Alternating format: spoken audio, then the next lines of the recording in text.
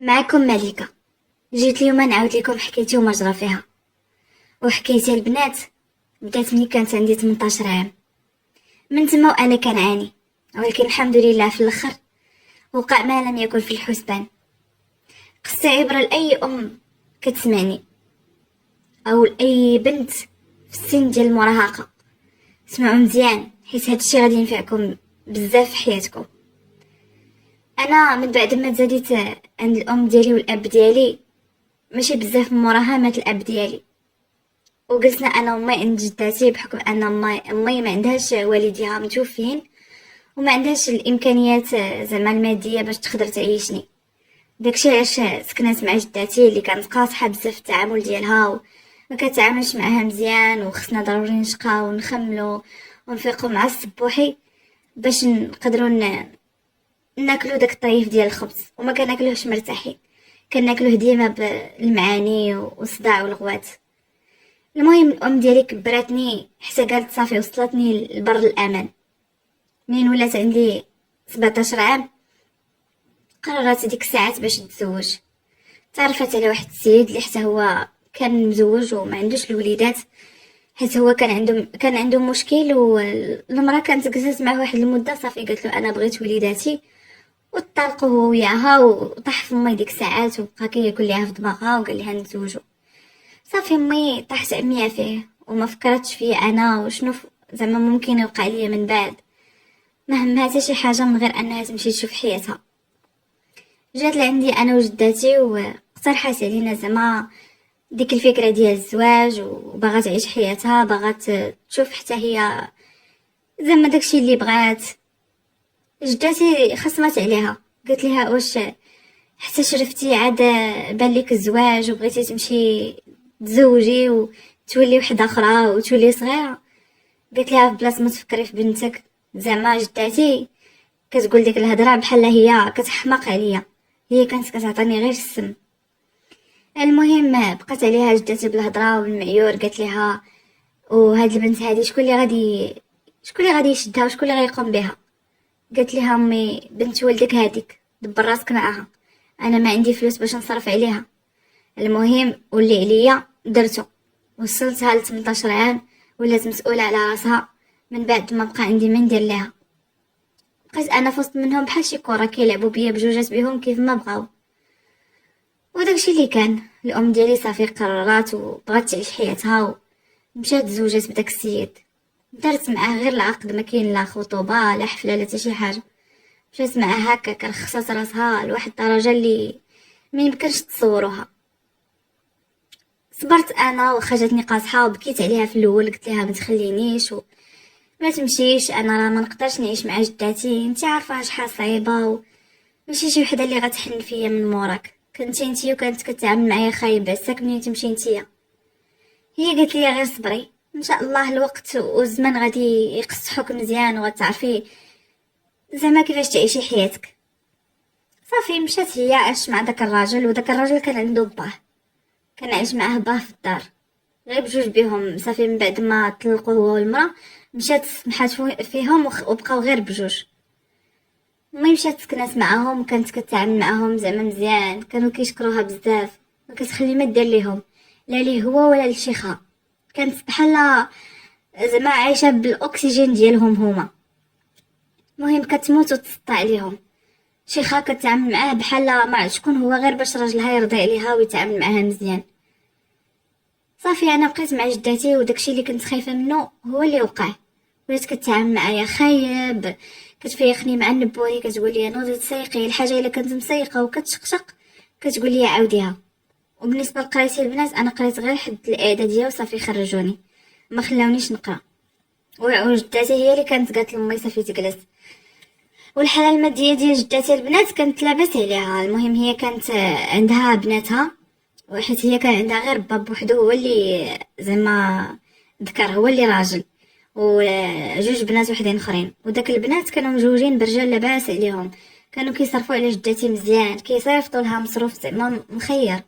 وعاد الدار اللي كان خلى ليها جدي كتبها ليها بسميتها، هي كانت قالت له كتبها ليا حكا غادي زعما غادي توقع لك شي حاجه وغادي يديوها ليا خوتك، واخا هذيك الهضره غير زعما غير غمقات عليه بها، حيت راه مادام عندها الولد ما غيديو حتى شي حاجه، حيت كان كتبها ليها قبل ما يتوفى الاب ديالي. صافي كتب ليها الدار ولات عايشه فيها انا وياها نيت عايشين فيها. والبنات كيف ما قلت لكم كانوا كيصرفوا عليها، كيصيفطوا لها مصروف مخير، حيت حتى البنات كانوا خدامين، ولكن ماشي في ديك المدينه اللي كنا ساكنين فيها حنايا. كانوا ساكنين في مدينه واحده اخرى مع رجالاتهم وكيخدموا كيصيفطوا لجداتي. ايوا هي هذيك بقيت عايشه معاها، قلت لكم في الدار كتحرط عليا وما كتعطيني لا نشري حوايج لا حتى شي حاجه. الماكله الا ما كانش فيها هي ما ياكل، تقدر ما طيبش، وكتقول لي عندك تمشي ديري شي حاجه، صافي حنا كلينا وشبعنا. واخا انا فيا زعما ما ياكل وكيكون باقي فيا الجوع، وما كتخليني ندير حتى شي حاجه. وعاد البنات تخيلوا معايا فاش كنكونوا كنتغداو ولا كنتعشاو، كتكون هي شاده معاها الطبق ديال الخبز، وملي كنقول لها جده عطيني الطريف ديال الخبز، فاش كنسالي داك الطريف اللي كتعطيني كتلوحوا ليا هكا بحال لحتو لشي كلبه حاشاكم، وكتبقى تعاير فيا وتقول لي داكشي علاش خلاتك ليا امك باش تسالي ليا هادشي اللي عندي وتخليني انا الضص، وانايا ما حيلتي لراسي ما حيلتي لحياتي. الولاد اللي ولدت مشاو بحالهم ولصقت فيك نتيا. بحال هكا كانت كتعايرني وكتقول لي دوك الهضور، حتى كتوحل لي داك الشلق وكناكل والدموع هابطه ليا مع وجهي. المهم بقيت عايشه بحال هكاك، بقيت كنطلب امي كنقول لها امي شوفي زعما ديري لي شي حل.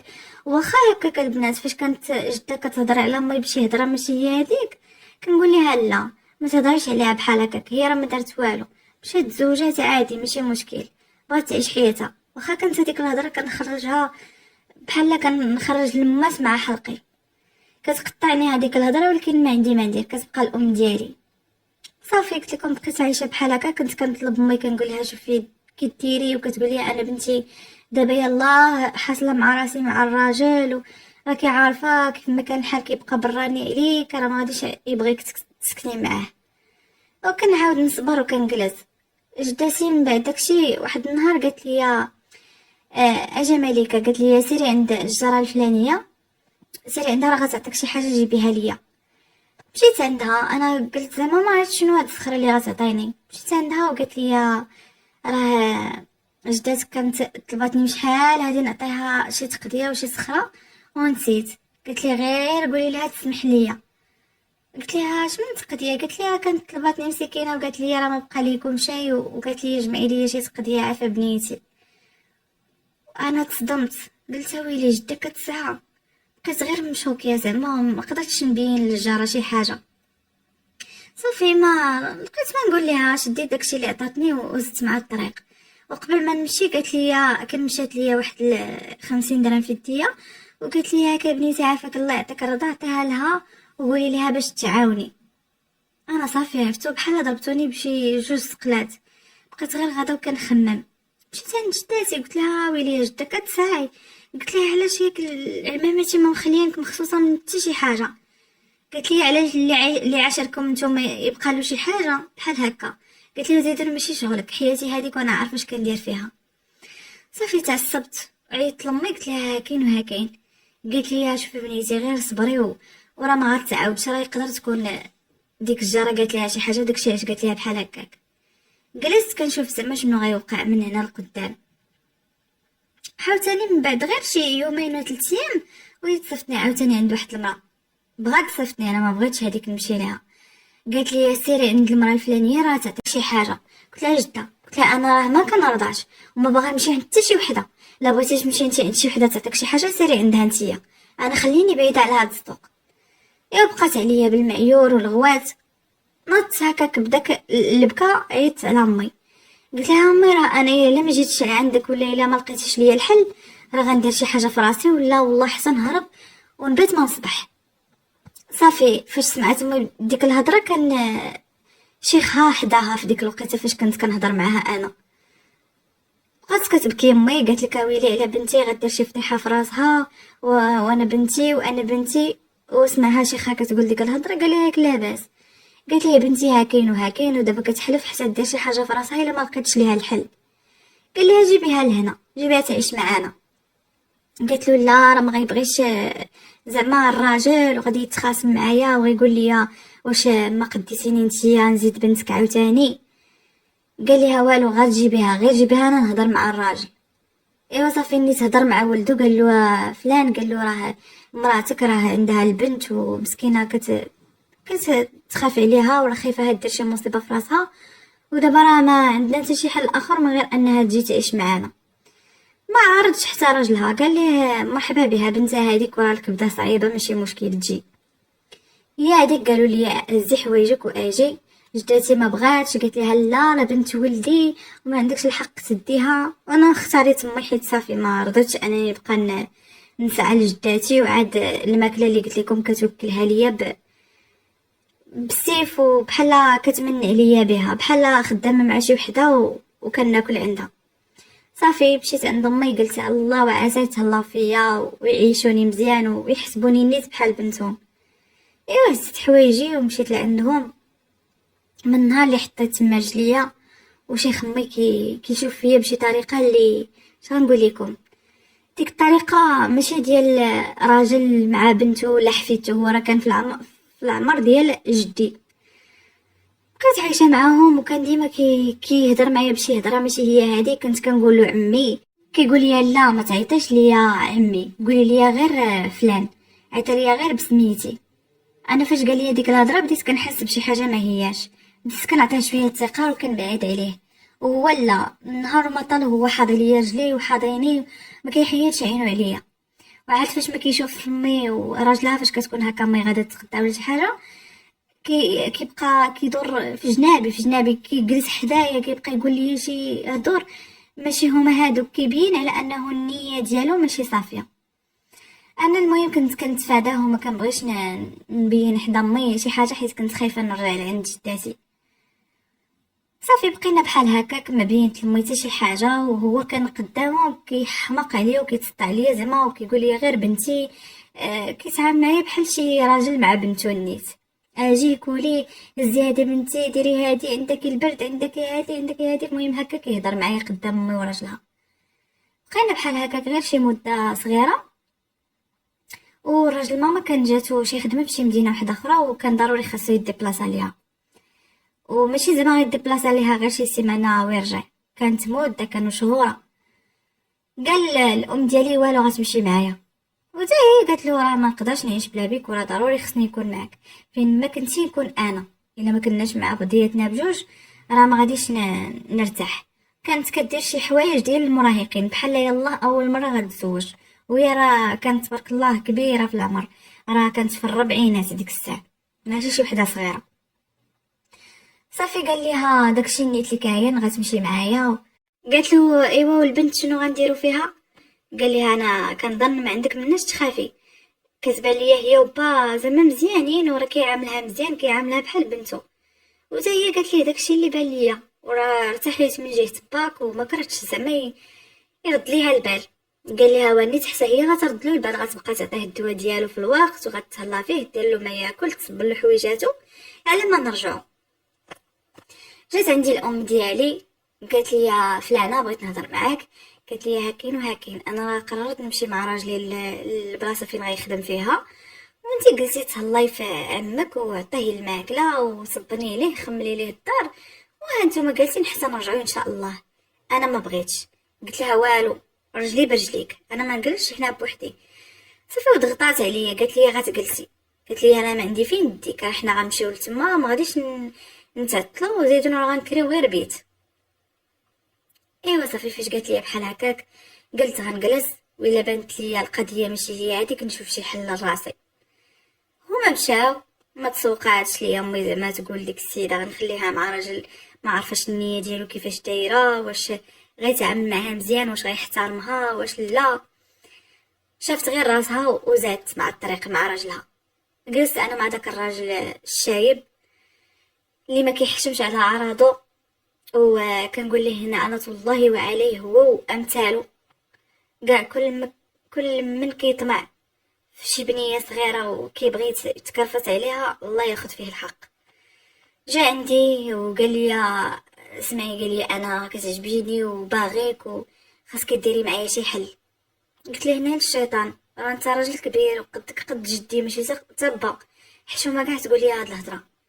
قال لي شوفي نقول لك، عرفتي الا ما كنتيش معايا زعما مطيعه وكتسمعي ليا، غادي نمشي عند امك وغادي نقول ليها بلي نتيا طايحه مع شي واحد وغادي تجري عليك، وديك الساعه ترجعي عند جداتك تكرفس عليك عاوتاني وتوريك نجوم الليل في الدار.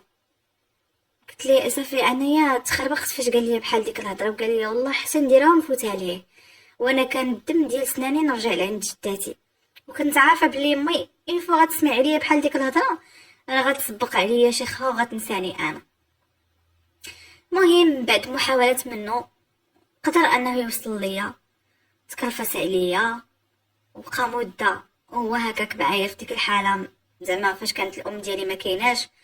صافي انايا فوق استطاعتي، انا بصح غلطت، كان عليا نهرب، كان عليا نشوف شي حل اخر، كان عليا نمشي لشي جاي حك حل اللي ضربني وما نجلسش تما، ولكن كنت باقا صغيره، راه 18 عام، باقا صغيره بزاف وجالسه ما عارفاش راسي من رجليا وخايفه بزاف نخرج للزنقه ونلقى شي وحوش كتار منه هو اللي يتكرفسوا عليا اكثر من القياس. داكشي علاش كان وقع لي المشكل معاه. واحد النهار كنت ماشي هي هذيك، صافي مرضت مرضى خايبه، هزني داني للطبيب بحال شك حتى هو بلي كاينه شي حاجه ماشي عاديه.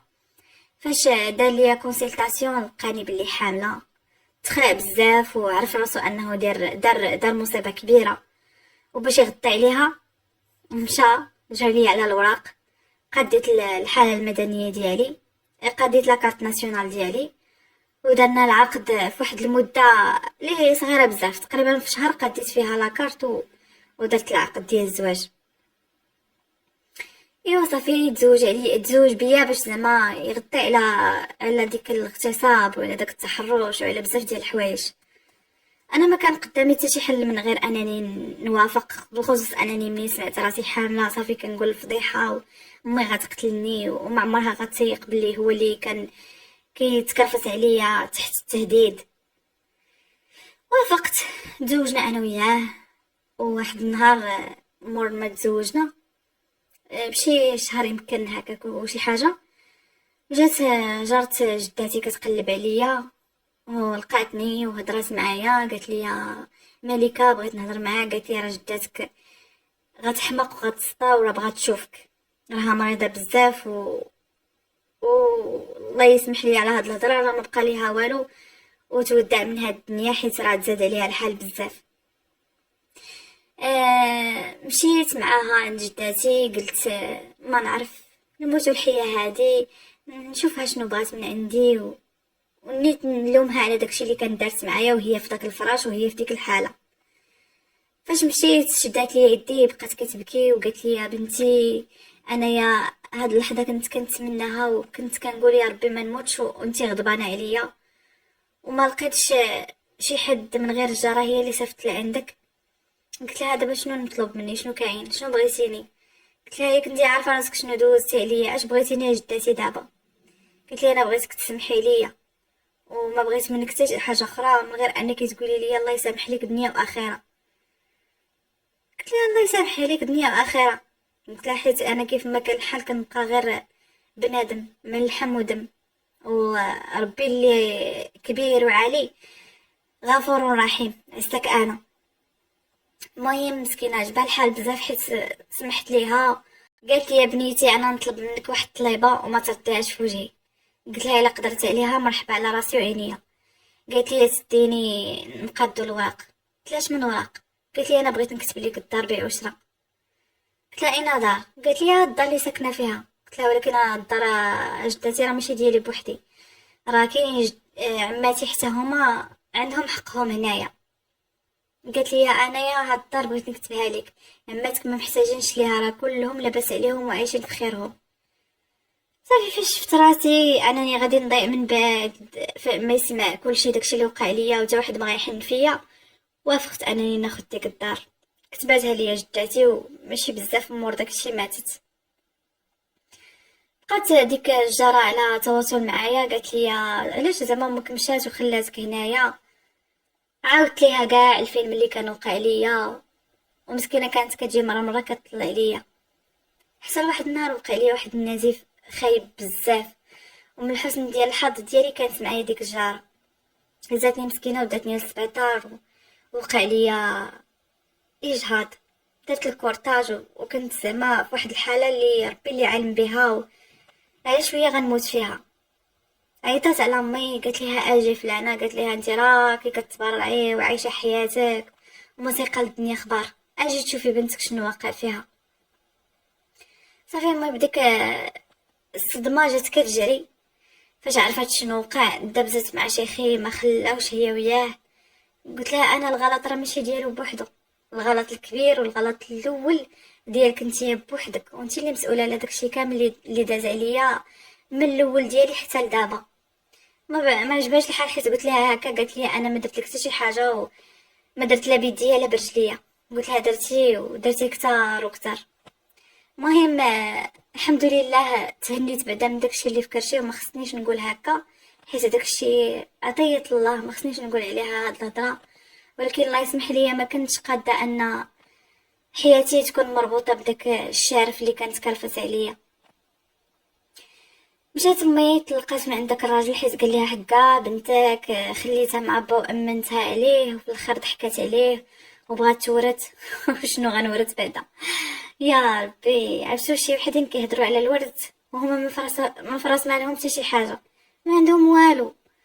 تلقى غير داك السكنه اللي فيها بيت واحد وكوزينه وسيجور هي اللي فراس مالهم، حيت انا ما كنتش دخلت معاهم كاع في دوك التفاصيل ديال الملك وديال شنو عندهم وشنو ما عندهمش. صافي هو قلت لكم دابز مع امي، قال لها حكا بنتك ضحكات على باك، قلت لهم انا ما باغا والو من باك، ونيت حتى باه كنتزوج بيا غير خوفا من انه يتشد بالتهمه ديال الاغتصاب ولا شي حاجه بحال هكا.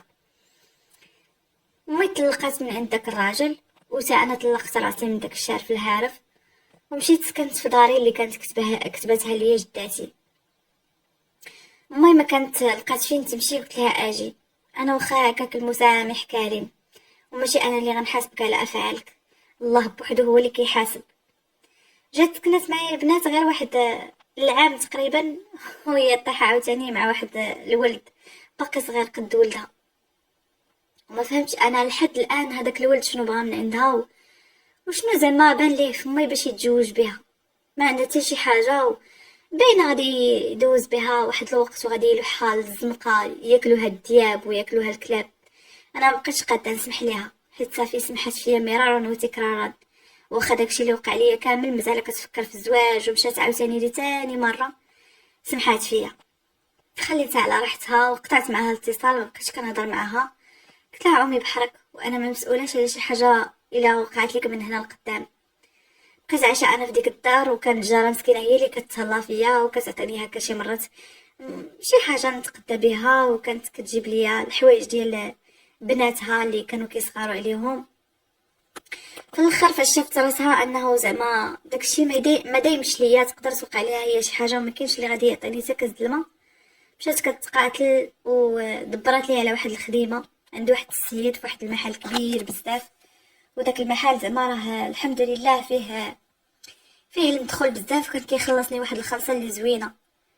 خدمت في هذاك المحل وبديت كنصرف على راسي وكتيسر لي الامور، حتى تعرفت على واحد السيد جا لداك المحل كليان، شافني تما وكان اقترح عليا الزواج، وعاودت ليه القصه ديالي كامله، ووافق انه يتقدم ليا واخا ما عندي حتى شي واحد من العائله ديالي. قال لي نديرو انا وياك العقد ونتزوجوا ونوي فيك الخير وربي غادي يسهل. فعلا تزوجت انا وداك السيد، والحمد لله عايشه معاه بخير وعلى خير. وعاودت ليه زعما حتى على الحماله ديالي وعلى شنو كان وقع لي، عاودت ليه كل شيء وتقبلني كيف ما انا، والحمد لله ربي جازاني على داك العذاب وعلى ديك التماره كلها اللي دوزت. وهنا عايشه بخير وعلى خير، وكنتمنى من ربي يرزقني شي بنيه ولا شي وليد مع هاد السيد، حيت كيبان ليا واحد الانسان اللي معقول وكيخاف عليا ومتقي الله. القصه ديالي البنات عاودتها لكم باش تديو منها العبره، وماشي اي واحد قال لكم شي حاجه ولا هدتكم بشي حاجه تسلموا ليهم راسكم، حيتاش كاين بزاف ديال الحلول اللي انا ما قدرتش عليهم في داك العمر. خاصكم تكونوا واعيات وتعرفوا كيفاش الا تحطيتوا في موقف بحال هذا تصرفوا وتواجهوا.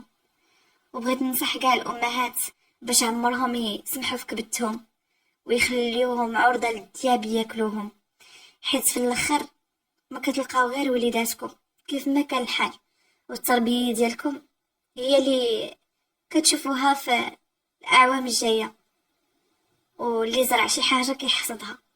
انا متاكده ان الام ديالي غيجي واحد النهار وغتخلص كاع داكشي اللي دارت، وغتندم حيت فرطات فيا.